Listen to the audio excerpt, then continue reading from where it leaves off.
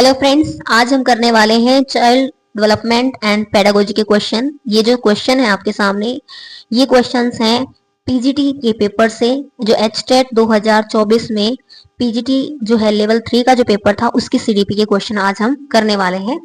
तो हमारा जो पहला क्वेश्चन है वो है, बुद्धि के संबंध में निम्नलिखित में से कौन सा कथन सत्य नहीं है। क्वेश्चन यहाँ पे पूछा है सत्य नहीं है, और आपको ये भी ध्यान रखना है, क्वेश्चंस को ध्यान से पढ़ना है, क्योंकि कई बार क्वेश्चन ठीक से अच्छे से न पढ़ने के कारण काफी क्वेश्चन गलत हो जाते हैं। यहाँ पे ऑप्शंस हैं, बौद्धिक विकास पर आनुवंशिकता का प्रभाव पड़ता है, वातावरण का नहीं। तो ये स्टेटमेंट यहाँ पे गलत है, क्योंकि बौद्धिक जो विकास होता है उस पर आनुवंशिकता और वातावरण दोनों का ही प्रभाव होता है।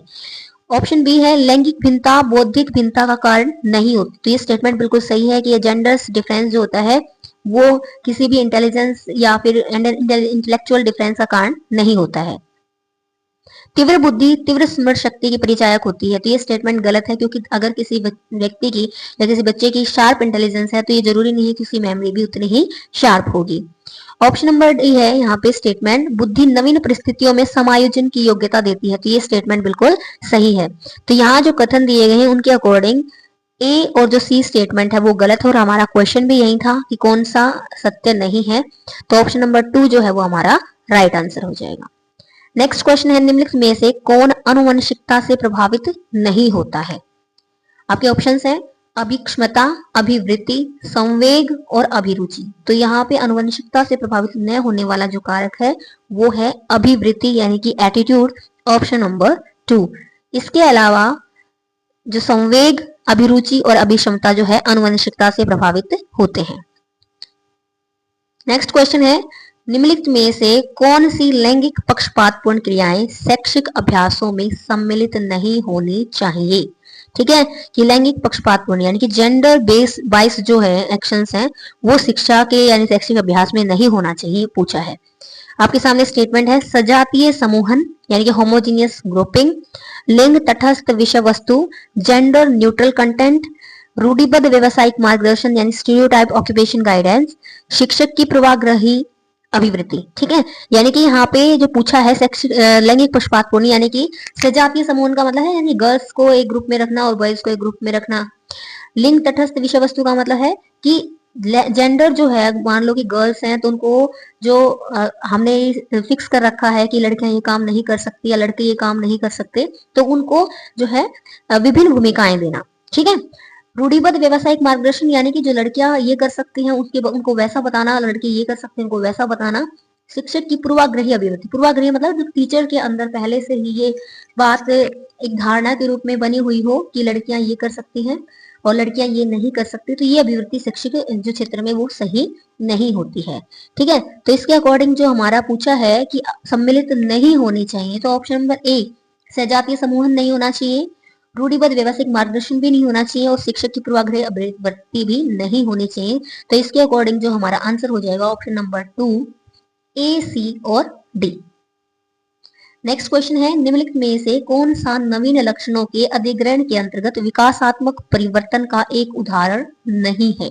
ठीक है, यानी कि अंतर्गत जो अधिग्रहण, अधिग्रहण मतलब कि कोई भी जो एक्विजिशन है, कुछ भी सीखना है, ठीक है, उसमें डेवलपमेंट जो चेंजेस है उसमें परिवर्तन का जो कारण नहीं है। स्थायी दांत, प्राथमिक लैंगिक विशेषताएं, द्वितीयक लैंगिक विशेषताएं या फिर थाइमस ग्रंथि। तो थाइमस जो ग्लैंड है ये इसका आंसर हो जाएगा ऑप्शन नंबर 4।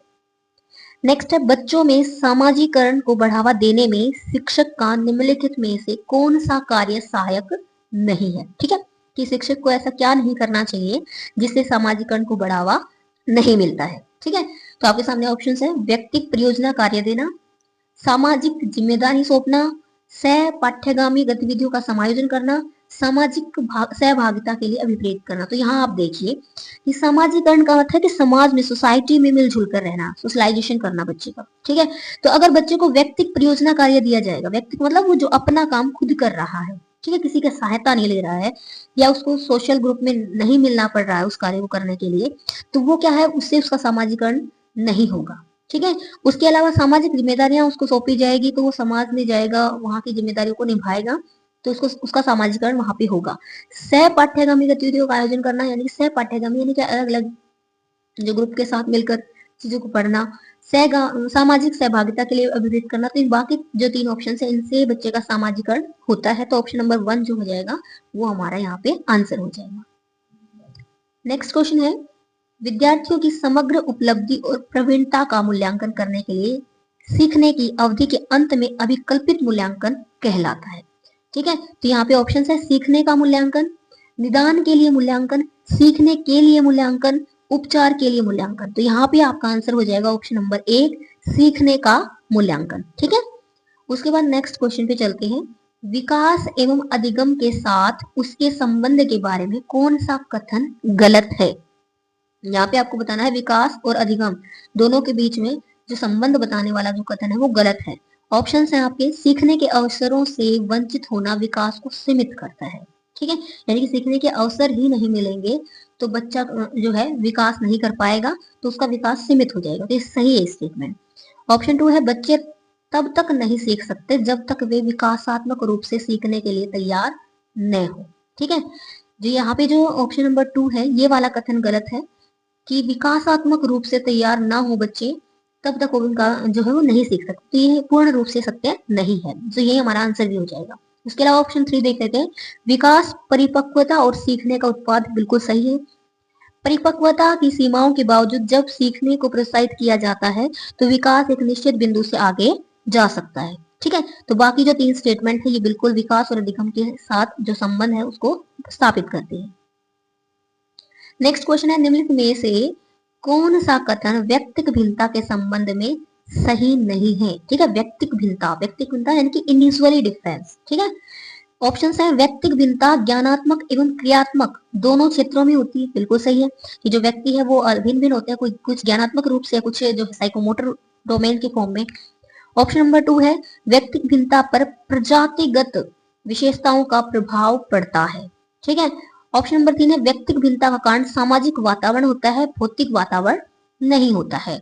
ऑप्शन नंबर 4 है व्यक्तिक भिन्नता पर आयु का भी प्रभाव पड़ता है। तो अभी देखिए व्यक्तिक जो भिन्नता होती है यानी इंडिविजुअल जो डिफरेंस होता है, यहाँ पे जो ऑप्शन नंबर 3 में दिया गया है ये हमारा कथन गलत है, क्योंकि यहाँ पे दिया गया कि सिर्फ वातावरण का प्रभाव होता है, भौतिक वातावरण का नहीं होता। तो दोनों का ही प्रभाव होता है, इसलिए ऑप्शन नंबर जो 3 है ये हमारा गलत हो जाएगा और यही हमारा आंसर भी हो जाएगा।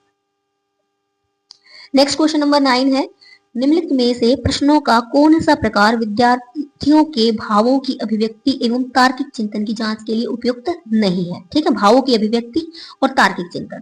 तो ऑप्शन है विश्लेषणात्मक प्रकार, ये बिल्कुल सही है क्योंकि विश्लेषण करेगा बच्चा तो उसके भावों का पता चलेगा, उसकी तार्किक क्षमता का पता चलेगा। समालोचनात्मक प्रकार जो होता है जिसमें क्रिटिकल टाइप यानी कि किसी की क्रिटिक्स किया जाता है, मतलब किसी को जो है उसकी आलोचना की जाती है, तो इसमें भी उसकी भावनाओं और अभिव्यक्ति का यहाँ पे विश्लेषण होता है। विवेचनात्मक प्रकार डिस्कशन करना, इससे भी उसके भाव पता चलते हैं। बहुविकलात्मक जो प्रकार यानी कि जो ऑप्शन टाइप जो क्वेश्चन होते हैं उसमें पता नहीं चलता कि बच्चे का क्या विचार है, वो क्या है 4 ऑप्शन में से कोई एक चूज कर लेता है तो उसकी भावों की अभिव्यक्ति पूर्ण रूप से नहीं हो पाती है। तो ऑप्शन नंबर 4 हमारा यहाँ पे आंसर हो जाएगा।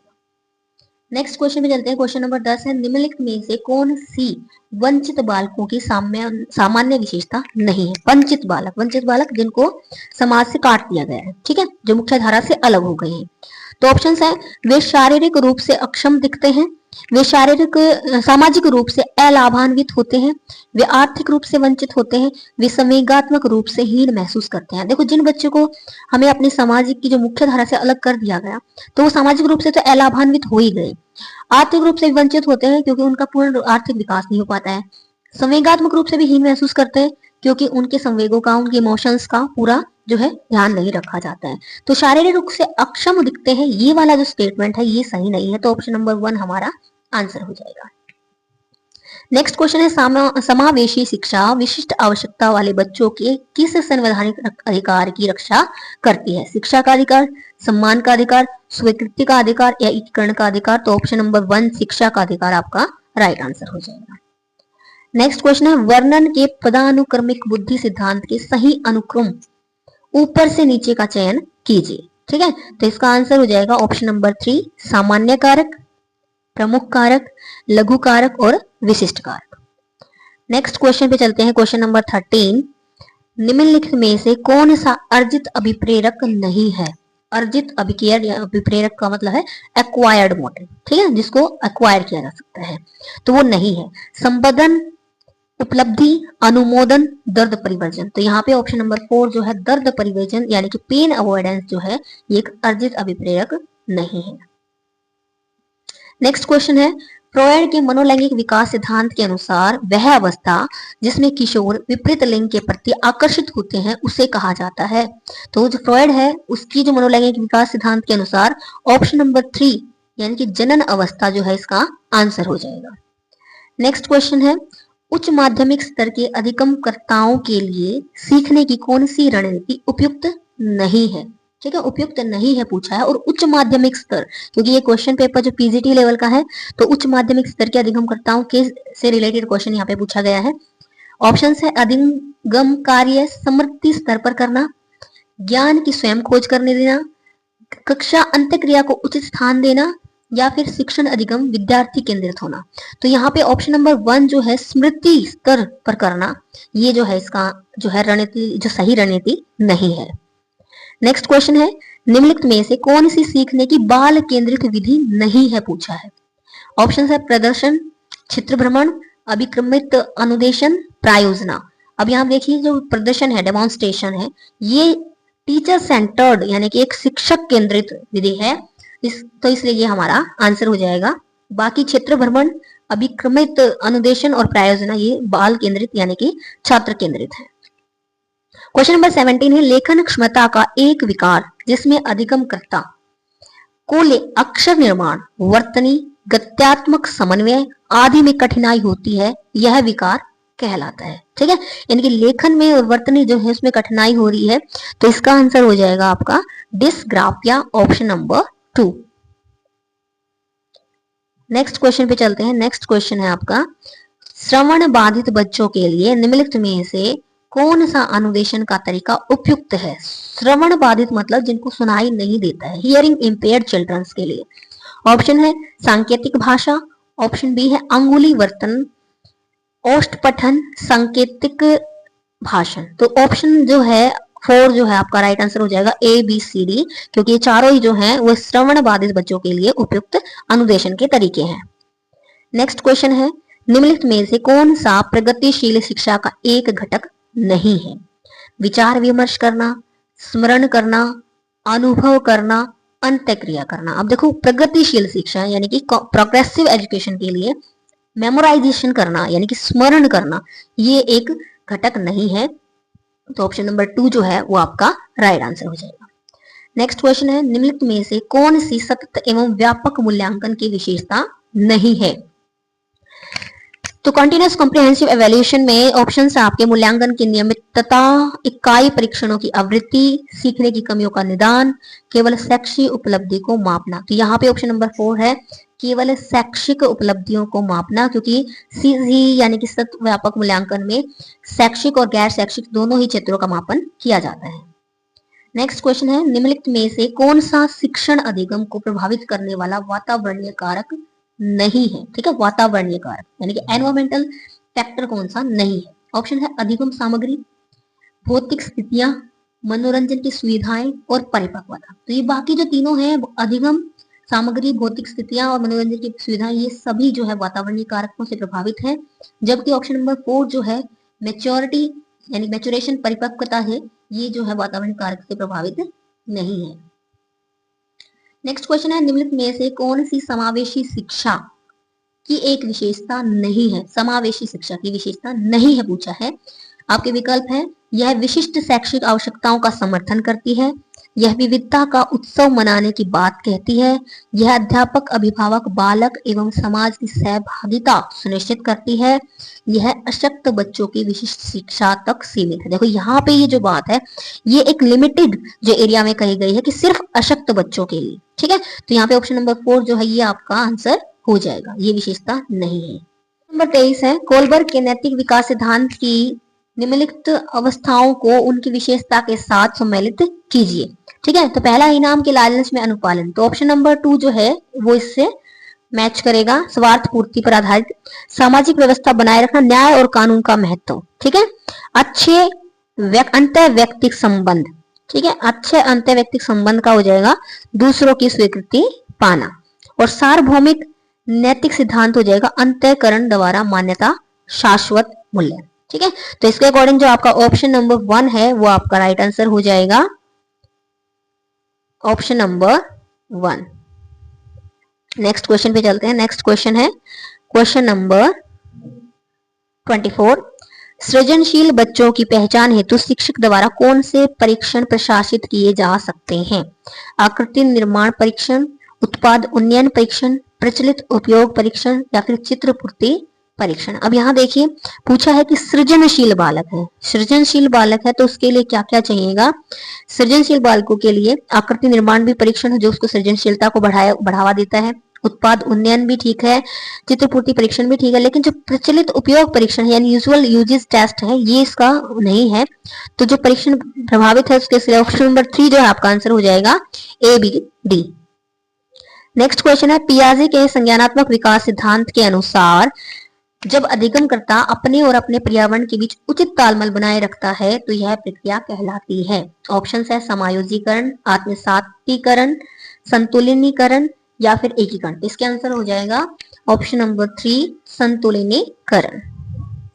नेक्स्ट क्वेश्चन है प्रारंभिक किशोरावस्था में संवेगों के संबंध में कौन सा विकल्प सही है? प्रारंभिक किशोरावस्था में पूछा है तो ऑप्शन है तीव्र एवं युक्ति संगत, अनियंत्रित एवं युक्ति संगत, अनियंत्रित एवं अयुक्ति संगत, नियंत्रित एवं तीव्र। तो यहाँ पे ऑप्शन नंबर 3 जो है अनियंत्रित और अयुक्ति संगत आपका आंसर हो जाएगा। ये पूछा प्रारंभिक किशोरावस्था में।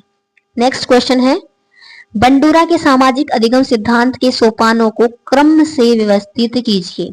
व्यवहार का प्रत्यक्षीकरण, व्यवहार का पुनर्बलन, व्यवहार का समरण, व्यवहार की क्रियात्मक परिणति। तो यहाँ पे जो आपका आंसर हो जाएगा वो आंसर हो जाएगा पहली जो है आपका आंसर हो जाएगा CDAB। ठीक है, CDAB जो आपका आंसर हो जाएगा। नेक्स्ट क्वेश्चन है समावेशी शिक्षा की दृष्टि से निम्नलिखित में से कौन सी निःशक्त बच्चों की आवश्यकता नहीं होनी चाहिए? ठीक है, समावेशी शिक्षा के आधार पर तो ऑप्शन है स्वयं की निःशक्तता से निपटने की आवश्यकता, उचित निर्देशन एवं परामर्श की आवश्यकता, दूसरों पर निर्भर रहने की आवश्यकता, सहायक उपकरणों की आवश्यकता। तो ऑप्शन नंबर 3 जो है नहीं होनी चाहिए दूसरों पर निर्भर रहने की आवश्यकता। नेक्स्ट क्वेश्चन है सीखने की परिस्थिति में सुसंगत तथ्यों को असुसंगत तथ्यों से अलग करके प्रस्तुत करना सीखने के किस नियम का परिचायक है? ऑप्शन है बहु अनुक्रिया का नियम, सादृश्यता का नियम, तत्व प्रबलता का नियम, साहचर्यता या फिर साहचर्यात्मक स्थानांतरण का नियम। तो ऑप्शन नंबर 3 जो है तत्व प्रबलता का नियम आपका आंसर हो जाएगा। नेक्स्ट और last question of this video McDougall के अनुसार घृणा का संवेग किस मूल प्रवृत्ति के साथ जुड़ा हुआ है? निवृत्ति, पलायन, ईर्ष्या या फिर जिज्ञासा। तो इसका आंसर हो जाएगा रिपल्सन यानी कि ऑप्शन नंबर 1 निवृत्ति। उम्मीद है आपको वीडियो हमारी पसंद आ रही होगी। अगर आपको वीडियो पसंद आ रही है तो प्लीज वीडियो को लाइक करें, शेयर करें और चैनल को सब्सक्राइब करें। Thanks for watching.